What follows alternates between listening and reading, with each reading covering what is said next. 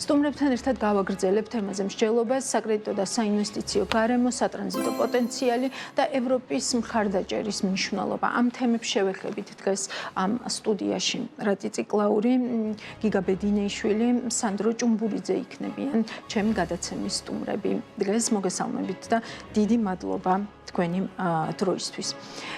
გიგა, თქვენგან მინდა რომ საუბარი დავიწყო.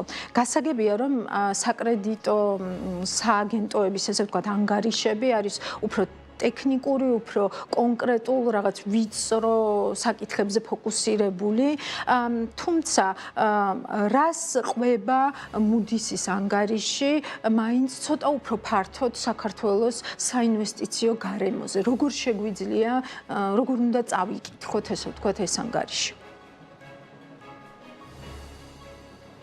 ოდიში ვისაკითხებით მე. გიგა, თქვენ მოგმართეთ. დიახ.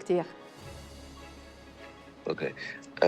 მადლობა მოწვევისთვის მე მგონი ძირითადად მუდის ანგარიშის ტონი შეიძლება დავიკითხოთ ესე რომ უარეს ველოდით და ეხა ბოლო ტენდენციები მეტნაკლებად რეგიონალურ სიმშვიდისკენ აქვს საკითხული ყოველ შემთხვევაში თვითონ მუდის მიაჩნიათ რომ ირანში ომი რაღაც უფრო დამთავრებისკენ მიდის და ევროპასთან საქართველოს ურთიერთობებიც რომელიც თვითონ მოდის აღიარებს რომ მტკივნეულად და რთულად მიმდინარეობს ისეთ დიდ დარტყმას მოკლებადაში საქართველოს ეკონომიკაზე არ აღმოჩნდა, ასე ვთქვათ, ამისგან ყველაფრისგან და ამიტომ რაღაც ეს ვთქვათ დადებითი სიურპრიზის, პატარა დადებითი სიურპრიზის არგუმენტები აქვს იქ, რომ უარეს ველოდით და არც ისე ცუდად არის საქმე, როგორც გვეგონა რომ იქნებოდა. ეს არის ფაქტიურად რაც შეიძლება ვთქვათ, რაც თქმა უნდა არაფერს არ ამბობს მასთან დაკავშირებით თუ ამ ყველა პოტენციალია დაკარგული არასწორი ეკონომიკური პოლიტიკით და არასწორი ურთიერთობებით თუნდაც ევროპასთან პირდაპირ ამას არ ამბობს, მაგრამ ნუ ამბობს რომ იმასთან შედარებით ყველაზე უარეს სცენართან შედარებით რაღაცა გაუმჯობესების და სტაბილურობის ნიშნები არის. ასე რომ ცოტა ასე ვთქვათ დადებითად გაკვირვებულები არიან ამით და შესაბამისად ამან გამოიწვია მათი რეიტინგის მათი ეკონომიკური ზრდის პროგნოზების გაუმჯობესება მე ესე ვკითხულობ. უღრმესი მადლობა ამ განმარტებებისთვის. ფინანსთა სამინისტრომ რეიტინგის შესახებ გაავრცელა მინისტრის მოადგილის განცხადება, რომელიც აღწერითი უფროა ვიდრე შეფასებითი და ანალიტიკური, თუმცა მაინც მინდა მოვისმინოთ და შემდეგ განვაგრძოთ უკვე საუბარი. სარეიტინგო სააგენტო მუდისის შეფასებას საფუძვლად უდევს მაკროეკონომიკური და ფისკალური პოლიტიკის შედეგები, რაც გამოიხატება ეკონომიკური ზრდის მაღალ მაჩვენებელში, დაბალ ფისკალურ პარამეტრებსა და ზოგადად მდგრად ეკონომიკურ განვითარებაში. განახლებული პროგნოზებით ასევე მოსალოდნელია ისეთი ფისკალური პარამეტრების, როგორიც არის ფისკალური დეფიციტი და ვალი კლება და უსაფრთხო დონეზე შენარჩუნება. ანგარიში აღნიშნულია საქართველოს როლი შუადერეფნის დაკავშირებადობის პროექტებში. საუბარია ახლახან გახსნილ ისეთ პროექტებზე, როგორიც არის ბაქო-თბილისი-ყარსის ახალი სარკინიგზო მონაკვეთი, ფოთის პორტის გაფართოების პროექტი. აღნიშნულია, რომ პროექტებში საქართველოს როლი უზრუნველყოფს საშუალოვადიან და გრძელვადიან პერიოდში ქვეყნის ეკონომიკის ზრდისთვის დამატებითი ფაქტორების შექმნას. რატი თქვენთან იქნება ჩემი შემდეგი კითხვა.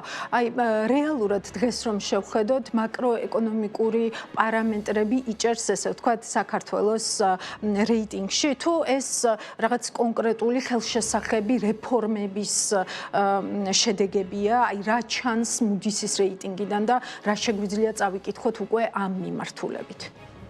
გამარჯობა ელენე, მადლობა მოწვევისთვის. მე მინდა რომ ძალიან ხაზგასმით კიდევ ერთხელ აღვნიშნო, რომ ეს არ წარმოადგენს რეიტინგის გაუმჯობესებას. რეიტინგი საქართველოს უკვე დიდი ხნის განმავლობაში წარმოადგენს BA2 რეიტინგს. ამაზეც მე ჩემს მოსაზრებასაც გაგაცნობ, თქვა ჩვენ როგორ უნდა ვკითხულობდეთ ამას და მათ შორის რეგიონში, სამხრეთ კავკასია იქნება ეს თუ აზიის მიმართულებითაც ხო უზბეკეთი, ყაზახეთისკენ თქვა რა ადგილას მოუვიაზრებს საქართველოს ჩვენს თავს, მაგრამ მე რასაც მინდა ხაზი გავუსვა, მათ შორის მაყურებელს მოსახლეობისთვის არის ის, რომ გაუმჯობესდა მხოლოდ მოლოდინები, ხო, აი მაგალითად Moody's-ი, როდესაც სავის საკრედიტო რეიტინგს აწესებს ქვეყნისთვის, ის ასევე მე ამატებს, როგორი არის საბოლოო ჯამში მოლოდინი და გასული წლის მარტში, 2025 წლის მარტში ჩვენ მივიღეთ ნეგატიური მოლოდინი, რომელიც დიდწილად იყო განპირობებული პრემიერ-მინისტრის მიერ ცალმხრივად გაწყვეტილი თუ დაპაუზებული, როგორ უნდა ვთქვათ, ესეც საკითხავია, ურთიერთობების ევროკავშირთან გამო და ასევე იმ პოლიტიკური კრიზისის და იმ ძალიან ცუდი მომენტების გამო, რაც გვქონდა აგერ ძალიან აქტიურ წარსულში. მაგრამ როგორც აღმოჩნდა და Moody's-ი კიდევ ერთხელ მინდა ხაზი გაუსვა, რომ ეს არ წარმოადგენს ორგანიზაციას, რომელიც ადამიანის უფლებებთან ან დემოკრატიის ინდექსთან, მსგავს თემებთან დაკავშირებულ ანალიზს და მოკვლევას აწარმოებს, ეს არის ეკონომიკური და საერთოდ ვალის ხარისხის განმსაზღვრავი და შემფასებელი სააგენტო.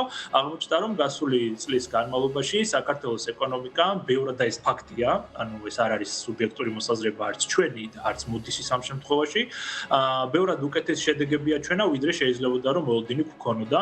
ამ რამდენიმე საკითხს გამოყოფ, ამაში ეკონომიკური ზრდა გასული 2 წლის განმავლობაში საკმაოდ ძლიერი არის.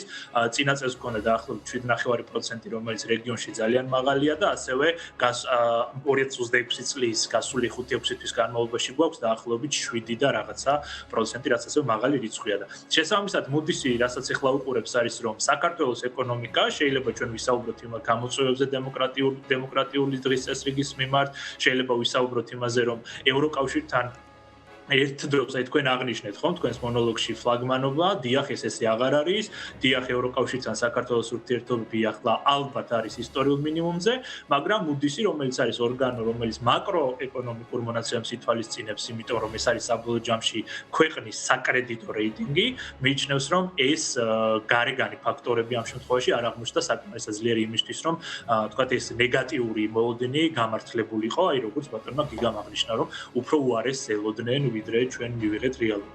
რამდენიმე საკითხს გამოყოფ თუ დრო მაძლევს საშუალებას, ერთს ვიტყოდი, რომ მნიშვნელოვნად არის გაუმჯობესებული სახელმწიფო ვალის და თლიანში და ნომინალური თლიანში და პროდუქტის თანაფარდობა, ოღონდ აქაც მინდა ხაზი გაუსვა იმას, რომ კიდევ ერთხელ ყველასთვის ცხადი რომ იყოს, რომ საქართველოს სახელმწიფო ვალი არ შემცირებულა, ის მზარდია და მზარდი იქნება აუცილებლად, მაგრამ გასული 2020-თან შედარებით რო გავაკეთო, დაახლოებით 60%-დან, ესე იგი საგარეო ვალის ფარდობა თლიანში და პროდუქტთან შევამცირეთ დაახლოებით 35%-მდე და ეს იმითი არ არის გამოწვეული, რომ უფრო ნაკლებ ვალს ვიღებთ, გამოწვეულია იმითი, რომ ძალიან გაიზარდა ნომინალური თლიანში და პროდუქტი და აქ ახლა ცოტა ისეთ ძალიან დიდ თემებს შევეხები უბრალოდ გვერდიდან რუსეთ-უკრაინის ომით რაღაცა კონკრეტული ბენეფიტები მიიღო საქართველოს, რომელსაც რაღაცა რეიროუთინგი მოხდა, ხო, გარკვეული ფინანსური და ეკონომიკური ტრანზაქციების და აღმოჩნდა ასევე ის, რომ ირანის ომიც არ იყო ეგეთი, ანუ აშშ ირანის გულისხმობ, არ იყო ისეთი დამაზიანებელი საქართველოს ეკონომიკისთვის, როგორც სხვა რეგიონის ქვეყნებისთვის,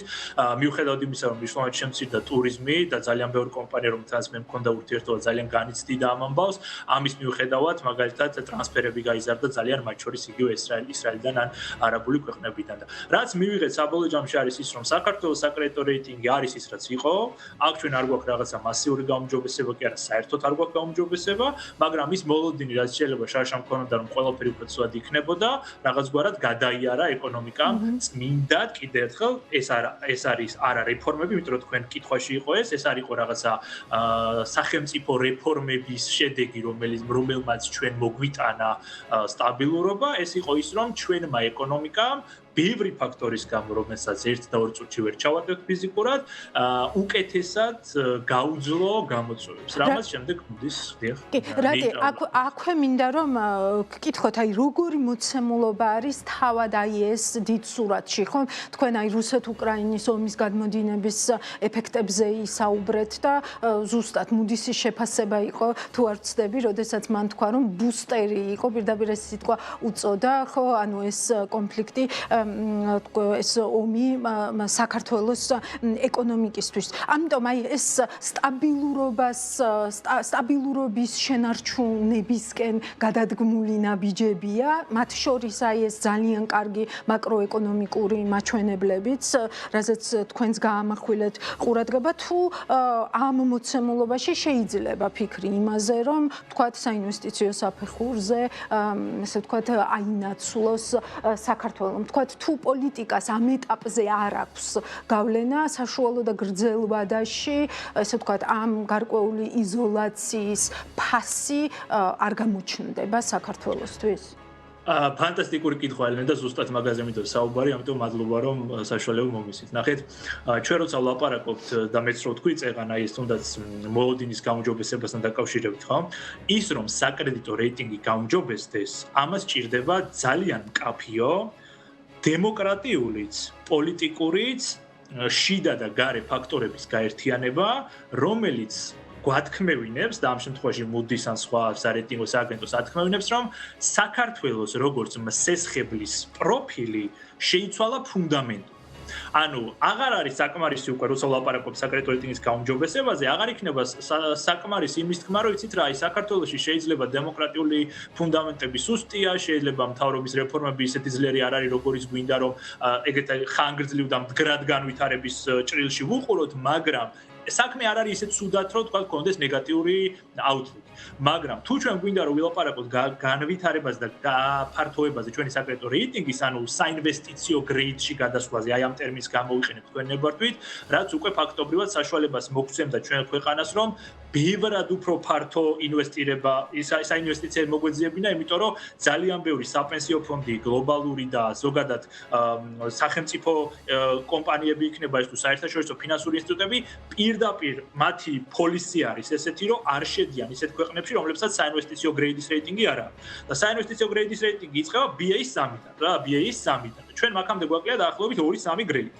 ამიტომ ეს რო გაუმჯობესდეს და აქამდე რო გადავიდეთ, რაც მართლა ფუნდამენტურად შეცვლიდა საქართველოს, ამას უკვე აღარ ყოფნის სამწუხაროდ ბუსტერი, რომელიც თქვენ ახსენეთ და ის რაღაცა ზურგის ქარი, რამდენად მე ძალიან წუხვა როცა ეხა მეზობლების გაჭირვება ზურგის ქარს ვეძახი, მაგრამ ამ შემთხვევაში გამოვიყენებ ეკონომიკურ ტერმინად და ამ სიტუაციაში, როდესაც ჩვენ ვიმყოფებით, რომ რაღაცა დამატებითი ბუსტი მოგვცა, იქ ირანის კონფლიქტი იქნება თუ უკრაინა-რუსეთის კონფლიქტი, ეს არ არის ფუნდამენტური გაუმჯობესება ჩვენი საკრედიტო რეიტინგის. და ის ომი, რომელიც იმედი მაქვს, რომ მალე და იმედი მაქვს, რომ უკრაინის გამარჯვებით დასრულდება, არ წარმოადგენს, ესე ვთქვათ, რაღაცა წარმოადგენს უბრალოდ დროებით ფაქტორს, რომელიც ამ შემთხვევაში საქართველოს ეკონომიკაზე პოზიტიურად აისახა და შესაბამისად მისი დასრულებაც მაშინ უნდა ვიგულისხმოთ, რომ აისახება ასევე ნეგატიურად. რამდენად ძლიერი იქნება ეს ნეგატიური ეფექტი საკითხავია, მაგრამ ყოველ შემთხვევაში შეიძლება ითქვას, რომ ეს ბუსტერი მოიხსნება. ამიტომ თქვენი კითხვა ეხლა რასაც მე ხაზი მინდა გავუსვა, რომ ჩვენ თუ გვინდა რომ უკეთესი საკრედიტო რეიტინგი მოგქონდეს, რაც ბევრად უფრო იაფად ვალისაღების საშუალებას მისცემდა ქვეყანას, ბევრად უფრო იაფად ვალისაღების და ობლიგაციების გამოშვების საშუალებას მისცემდა ქართულ კომპანიებს და საბოლოო ჯამში მოიზიდავდა მეტ FDI-ს, ხო, FDI არის პირდაპირი ინვესტიციები, რომელიც ალბათ არის ყველაზე მნიშვნელოვანი მაკრო ინდიკატორი ჩვეულებრივი ადამიანის ცხოვრების ხარისხის გასაზომად და ეს ინდიკატორი ერთი და იგივე არის ბოლო 10 წლის განმავლობაში, ასევე ამასაც დავამატებ.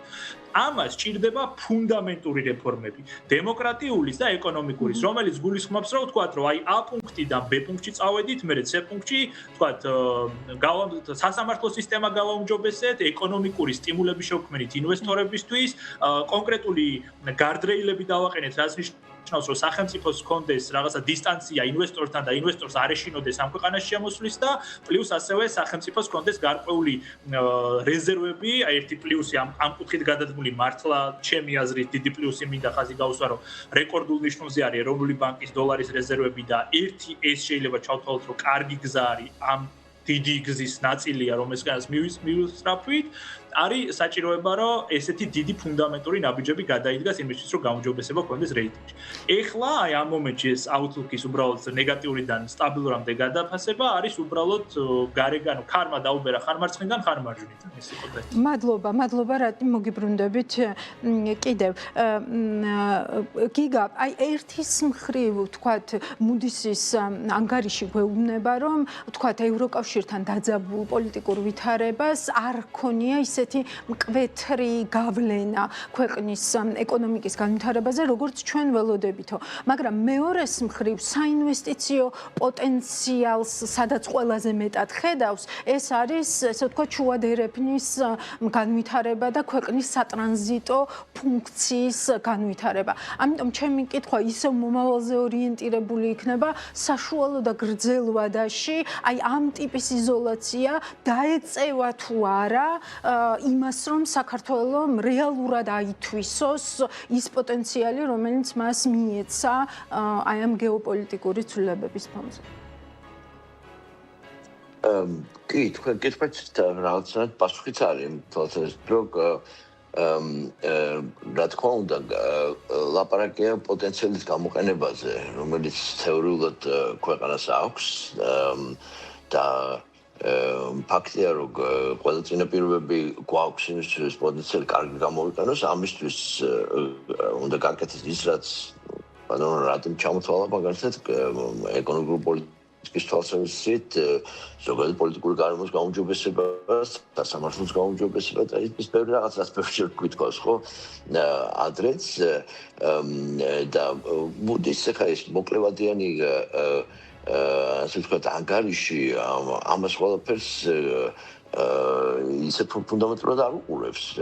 იმასთან შედარებით რა მოლოდინებიც ჰქონდათ, იმასთან შედარებით ცოტა გაუმჯობესდათ მოლოდინები, რა თქმა უნდა, მაგრამ იმისთვის, რომ მართლა სულად იყოს გამოყენებული ქვეყნის სტრატეგიული მდებარეობიდან დაწყებული მისი პოტენციალი და ასე შემდეგ, საჭიროა გარღვევა ჰქონდეს სწორედ ეკონომიკური პოლიტიკის თვალსაზრისით და ზოგადად პოლიტიკური გარემოს გაუმჯობესების თვალსაზრისით, რომელსაც დიდად არაფასებს, ბუდი, ისე და ისე აქვე თანხმები ასე კიდევ ერთხელ ბანორატის, რომ ეს არ არის რაღაცა ადამიანის უფლებების გარემოს შემფასებელი კომპანია და ამიტომ თავისთავად ის, რომ ვალიშება არ შემცირებულა ჩვენი, მაგრამ ეკონომიკა ვალთან შედარებით რომ მკვეთრად გაიზარდა, ეს დადებითია,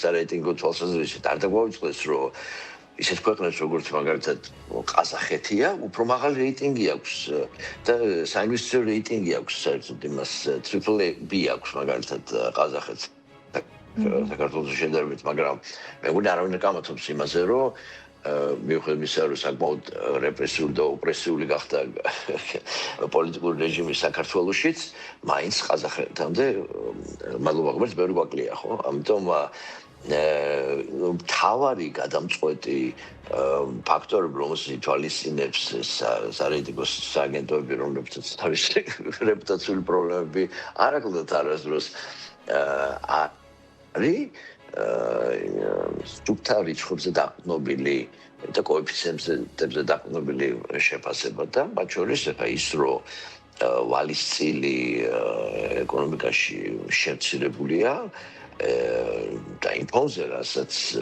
ზოგადად შევხედავთ, ძალიან ბევრ ქვეყანაში სერიოზული პრობლემა სახელმწიფო ვალის და საჯარო ვალის და ამ ფონზე საქართველოში ეკონომიკური ზრდის გამო ეს კოეფიციენტი შემცირებულია, ეს რა თქმა უნდა მათი გადმოსახედიდან დადებითია. მაგრამ ისე და ისე დაკარგულ პოტენციალს არაფასებს, მოდი ხო?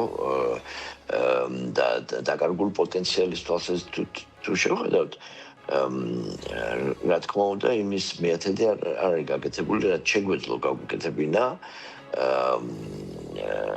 იმით რომ ქონოდა ჰარმონიული ურთიერთობა ჩვენ სტრატეგიულ პარტნიორებთან, ქვეყნის ასე ვთქვათ, სტრატეგიული ორიენტაცია დასავლეთ სამყაროს მიმართ არ შეგვეჩერებინა ეს სვლა და რაღაც სულელურ კონსპირაციულ თეორიებს დახუზულ ბრძოლაში არ შესულიყავით ევროპასთან და ამერიკასთან. ამას არაფასებს ეს მუდი და მსგავსი რეიტინგული სააგენტოები. ისინი არაფასებენ ასე ვთქვათ დაკარგულ პოტენციალს. ისინი იღებენ რა იყო სტატუსი იქამდე და იმასთან შედარებით ეხლა რა არის სტატუსი და ამან როგორ გამოიწვია მათი კი ბატონო, დიდი მადლობა კიდევ მოგიბრუნდებით. სანდრო, ბიზნესი, აი თქვენი ასოციაციის წევრები, ვთქვათ, როგორ კითხულობენ დღეს მუდისის აი ამ ანგარიშს, უახლეს ანგარიშს და მათთვის, ესე ვთქვათ, რა სიგნალები მოდის ამ ანგარიშიდან?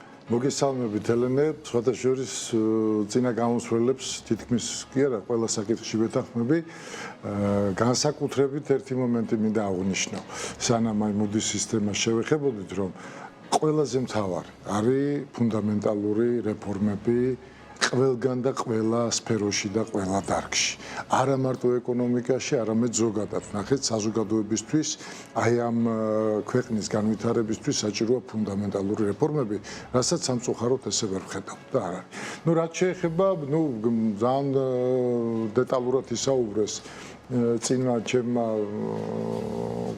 კოლეგებმა გამოსვლელებმა, ერთი რამ შემიძლია გითხრათ, რომ ბიზნესი არის ცოცხალი ორგანიზმი. თითოეული ბიზნესმენი, კომპანია სენსიტიურია ყველა იმ მნიშვნელოვანი შეფასების, განვითარების მიმართ, რაც ქვეყანაში ხდება. რა თქმა უნდა, იცით რა არის, მე ყოველთვის ვიმეორებ და ვარ აი ამ ჩემ აზრზე. ძალიან კარგია, როდესაც რეიტინგებში არა აქვს მნიშვნელობა, ნახეთ, სხვადასხვა მიმართულებით, თქვათ, რეიტინგებში ქვეყანა არის მოწინავე ეკონომიკურ სფეროს გულისხმობ, თქვათ, რაღაცა ავანგარდში. მაგრამ აქ არის ერთი საინტერესო მომენტი.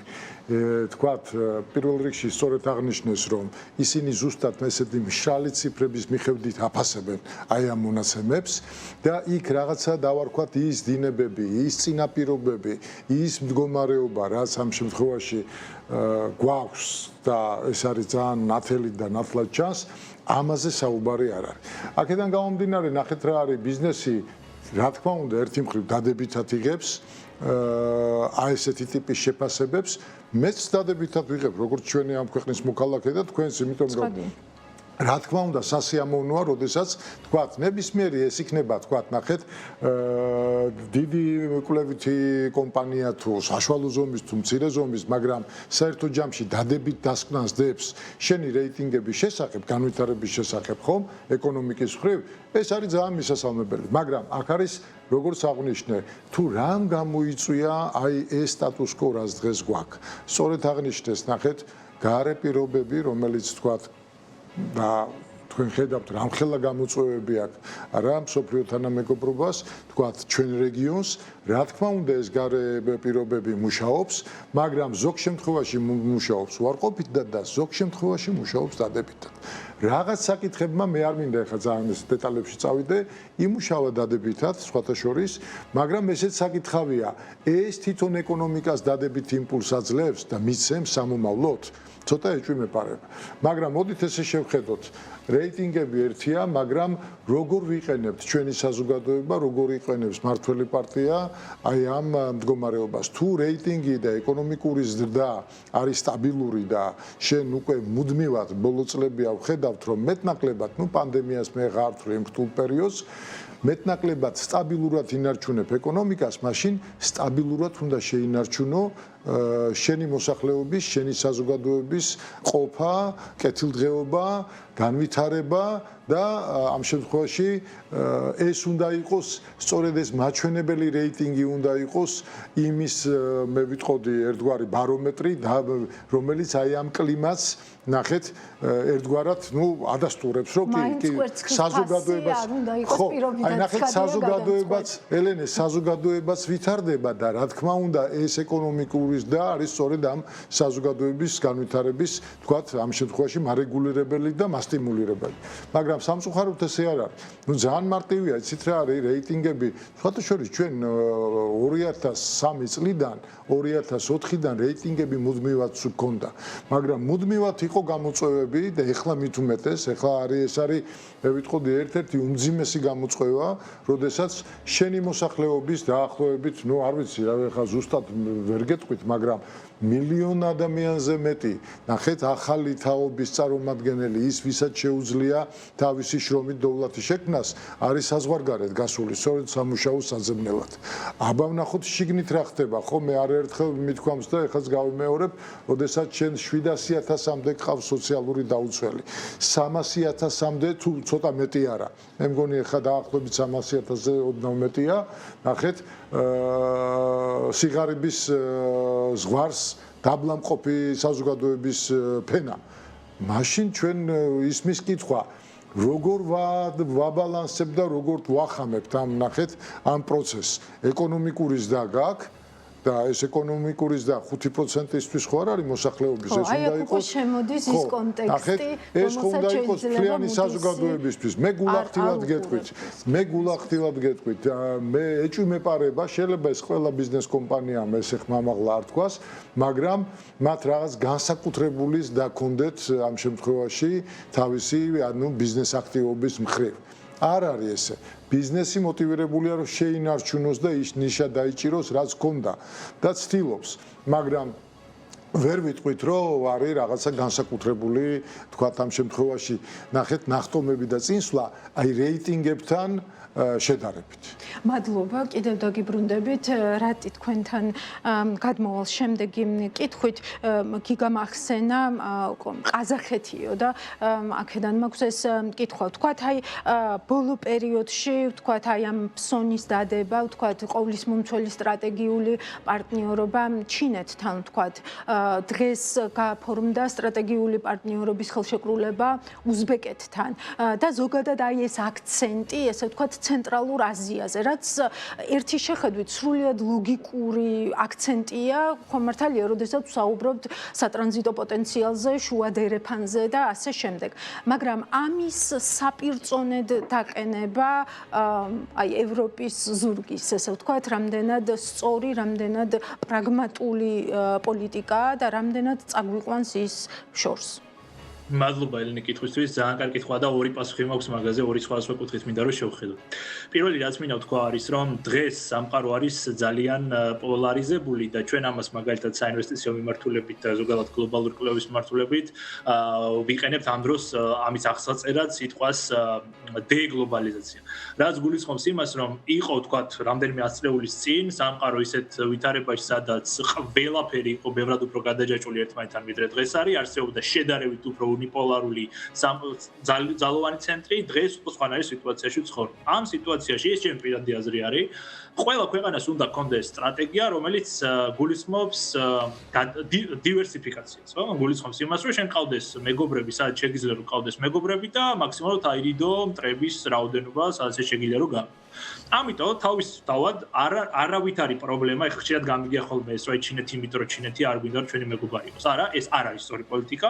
ჩინეთი უნდა იყოს ჩვენი მეგობარი, თუ ეს შეგვიძლია და თუ ამაში საერთო ინტერესები აქვს საქართველოს და ჩინეთს, მაგრამ რახეთ რას ვხედავთ ჩვენ ბოლო ხანებში? ჩვენ ვხედავთ თუნდაც მათ შორის იგივე ევროკავშირთან დაახლოების პროცესის გაწყვეტის მომენტში, ვხედავთ რაღაც ალტერნატივისა და ჩანაცვლების მოძიების მცდელობას საქართველოს თავრობის მხრიდან და რაც გულისხმობს რომ ისი რა თუმე რაღაცა ისე არ გამომდის დასავლეთთან როგორც მე მინდა რომ გამომდიოდეს და თუ რაღაცა შეთანხმება ვერ ხდება ოფიციალურ პირებს შორის, მოდი ავდგებით და ქვეყნის კურსს გადავიყვანთ მთლიანად აღმოსავლეთისკენ, ხო? ანუ ეს იმას კი არ ნიშნავს, რომ ქვეყანა ცდილობდეს მაგალითად რომ აი დასავლეთთანაც მქონდეს და აღმოსავლეთთანაც ისეთი მჭიდრო ეკონომიკური კავშირები, აი მაგალითად რას გულისხმობ ამაში თქვენ ახსენეთ რომ იყო თქვა სამხრეთ კავკასიის რაღაცა კონფერენცია და ჩვენ არ ვიყავით. ხო? და რატო არ შეიძლება რომ იქაც ვიყოთ და იქაც ვიყოთ? ხო, ეს არის კითხვა და მე ვერ ვხედავ გულწრფელად რომ გითხრათ, განსაკუთრებით ჩინეთისგან, რაიმე ურთიერთგამომრიცხავ დამოკიდებულებას არასდროს არც ერთი ქვეყნისთვის ჩინეთს არ უთქვამს რომ თუ ჩემთან მეგობრობა გინდა დასავლეთთან არ უნდა იმეგობრო, ამიტომ ეს საბოლოო ჯამში ჩვენი გადაწყვეტილება არის, რომელიც ალტერნატივის მოძიებას უფრო ნიშნავს გაბრაზებულ გულზე, ჩემი ხედვა ესეთი, ვიდრე იმას რომ გქონდეს რაღაცა დივერსიფიცირებული სტრატეგია. ეს არ გაამართლებს, იმიტომ რომ კიდევ ერთხელ წეგანაც ვიგულისხმე, ჩინეთის და აზიის მიმართულებით ძალიან მწირი არის იმ საინვესტიციო და ზოგადად საფინანსო ორგანიზაციების რაოდენობა, რომელსაც შეუძლია რომ შენ ქვეყანაში იტანოს ან FDI, ან პირდაპირ დაგაფინანსოს, როგორიც ეს არის დასავლეთის მიმართულებით. რომ უბრალოდ ნახოთ, ეხლა რა თქმა უნდა არ მოყვები ამას, მაგრამ რუმინეთი, რომელიც ევროკავშირის ქვეყანაა და არ წარმოადგენს რაღაცა მკვეთრად განსხვავებულ რეალობას საქართველოსთან მიმართებით, ის კი ბატონო საკრედიტო რეიტინგი ჩვენზე დიდი ქვეყანაა, მთლიანი შიდა პროდუქტი, თქვათ, ერთ სულ მოსახლეზე ჩვენზე კარგი ქვეყანა არის. ეს არ წარმოადგენს რაღაც კოლოსალურ განსხვავებას ჩვენ ქვეყანას შორის.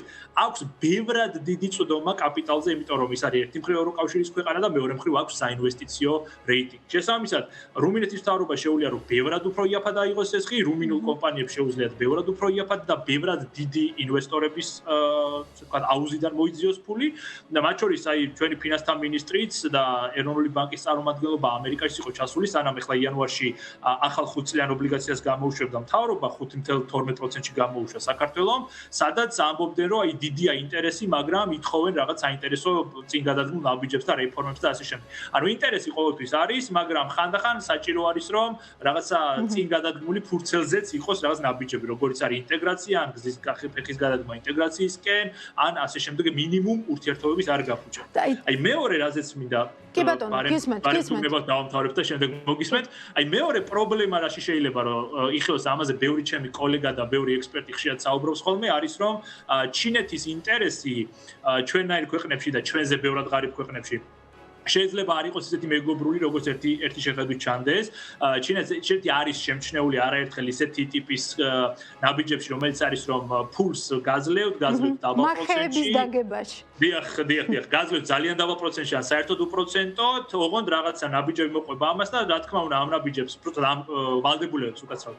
ამ ვალდებულებას მე ვერ ასრულებს და თუ ვერ ასრულებ, მე ვხდები იმისი მფლობელი და კიდე ასე შემდეგ. ანუ ეს არის ფაქტურად ჩინეთი ექსპორტირებას უკეთებს თავის კაპიტალის და თავისი, ასე ვთქვათ, ეკონომიკის და სხვადასხვა ქვეყნების ტერიტორიაზე, რაც მე იქმნის გავლენების ცენტრებს და გავლენების ცენტრების საბოლოო ჯამში უკვე პოლიტიკური ნაბიჯი არის და არა ეკონომიკური თანამეგობრობა.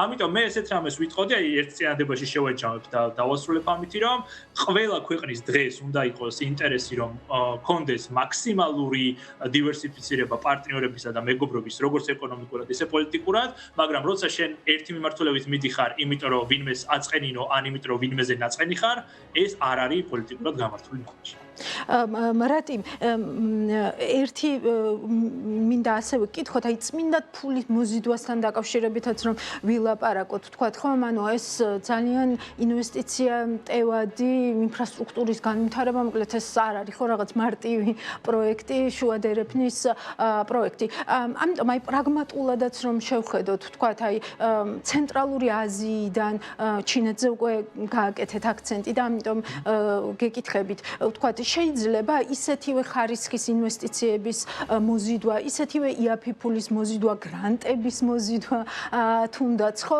რაც შეუძლია ამ შემთხვევაში ევროკავშირს და ევროკავშირს რაც შეუძლია რომ ჩადოს საქართველოში წმინდა მხარდაჭერის თვალსაზრისით და ამას ჩვენ ვუყურებთ ხომ, აი ამ ორი დღის განმავლობაშიც დავაკვირდით აზერბაიჯანთან მიმართებითაც, კონკრეტული რიცხვები დავასახელე და სომხეთთან მიმართებითაც.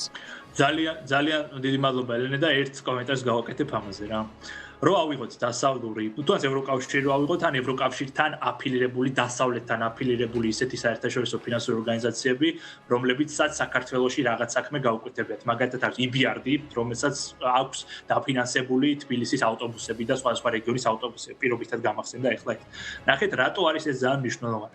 როდესაც ფულს მოყვება პოლიტიკური ნება და ეს ნება არის ის, რომ მე შენ ფულს გაძლევ, მაგრამ ასევე მინდა რომ შემოგხედო, გაძლევ ჯერჯი ჩუქებას არ გულისხმობ, მე გულისხმობ აქ გრანტებსაც, გულისხმობ სესხებსაც და გულისხმობ ზოგად ეკონომიკურ თანამშრომლობასაც და არა მხოლოდ ფულის მიცემას და ეს მოდის ისეთი ცენტრალიზებული და ისეთი ადამიანის უფლებების, დემოკრატიის, განვითარების მაჩვენებლები და როგორიც არის მაგალითად ევროკავშირის ქვეყნებში არ გვინდა საერთოდ ევროკავშირი ერთიანად, შევხედოთ ევროკავშირის ქვეყნებს ინდივიდუალურად თუნდაც.